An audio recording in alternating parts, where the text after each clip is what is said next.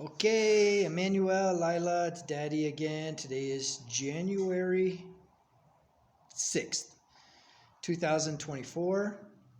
Well, they call it 2024. That's something I want to talk about really quickly.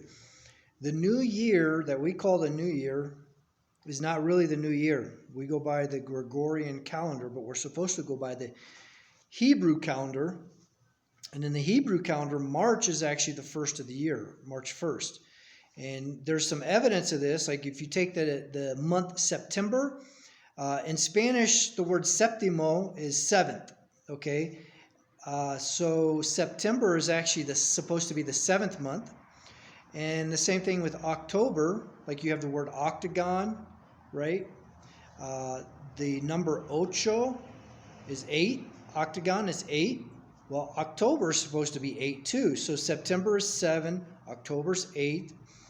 November's 9, December's 10. What is that? January. January's 11, February's 12, and March is 1. So we're 2 months off on the Gregorian calendar. It's not accurate. So if you're studying Bible prophecy, you have to understand you're 2 months off.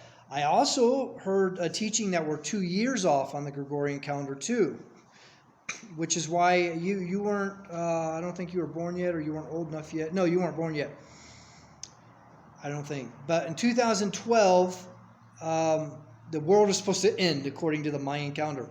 Well, that was actually 2 years off, and I think it actually occurred in 2014. Some events took place in the world that were basically world-changing. And so if we're trying to study Bible prophecy, we have to understand that we're 2 years off and 2 months off in order to understand it better. That's just a little nugget of information I wanted to give you. I wanted to talk to you guys today to let you know some good things are happening right now.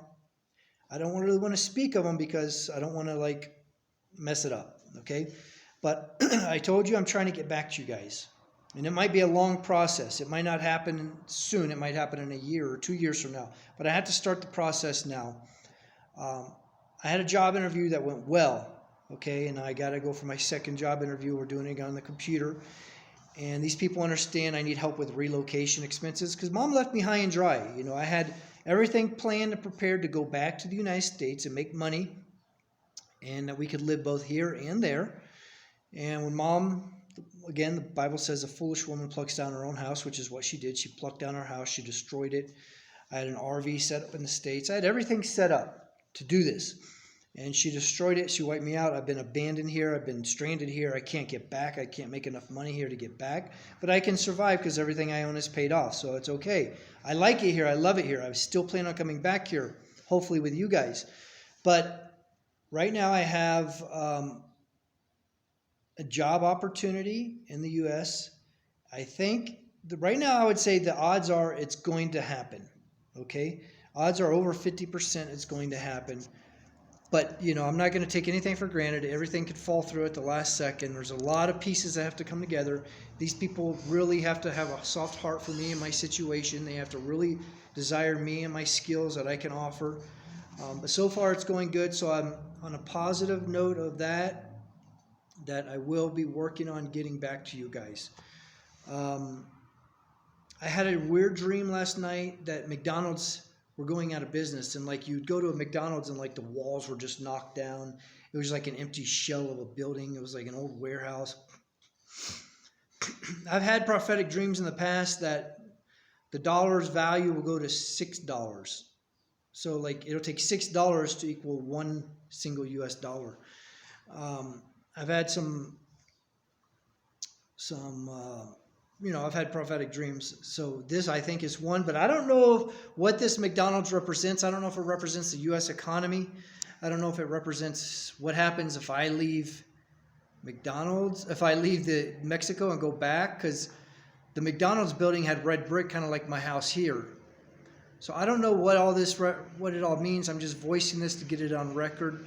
Last night I had this dream that I think there was at least 2 McDonald's that I know of that went out of business, and they were just utterly destroyed and abandoned, and wasn't good, okay? The reason I want to get back to you, baby girl, obviously I love you. I've given up hope that you guys are coming back to me. I held out hope for 3 years. It's been almost 3 years since you guys left. I've held out that hope that you guys would come back to me. But I had a dream the other night. I told you in the last video, but I ran out of time. I had a dream a couple weeks ago that I was on a road, okay, and you were coming towards me. And as you came to me, I grabbed you under your arms. I rolled back to my bottom and my back, and I lifted you up in the air. I had a hat and sunglasses on. I said, "It's me, Daddy." And you go, "Dad? My dad?" You were so happy and surprised. And you said, "My dad?" And I realized you couldn't recognize me because I had my glasses on. I took my glasses off. I took my hat off. And that's where the dream ended. Okay? And I woke up and I was like, man, I'm almost 50. What happens if I'm 60 and I regret not going back when I was 50, right? I don't want 10 years to go by. And I have reasons for not wanting to go back. And it's not your mom. It's other reasons. But I have to go back and try to find you guys. I have to go back and try to find you, Lila. I have to go back and try to find you, Emmanuel. Okay? I don't want to get 10 years down the road and regret not doing it. I don't care what consequences lie for me for going. I don't care about that because maybe God has another ministry for me. I know that's not really making sense to you, but that's okay. Another thing is, I always want to get back to you. It's not that I don't want to get back to you. It's that, see, a man's not supposed to give a woman his strength. And when your mom leaves me, I'm not supposed to go chase her down. So this is not about chasing down your mom. This is about finding you guys, locating you guys, you and Emmanuel. And maybe being able to see a Preston wrestling match next year when he's on the senior wrestling team again. So these are just some things I wanted to vocalize and tell you, baby girl. Seems like there was something else I wanted to say, but I can't remember right now. I'm going to pause and think for a second.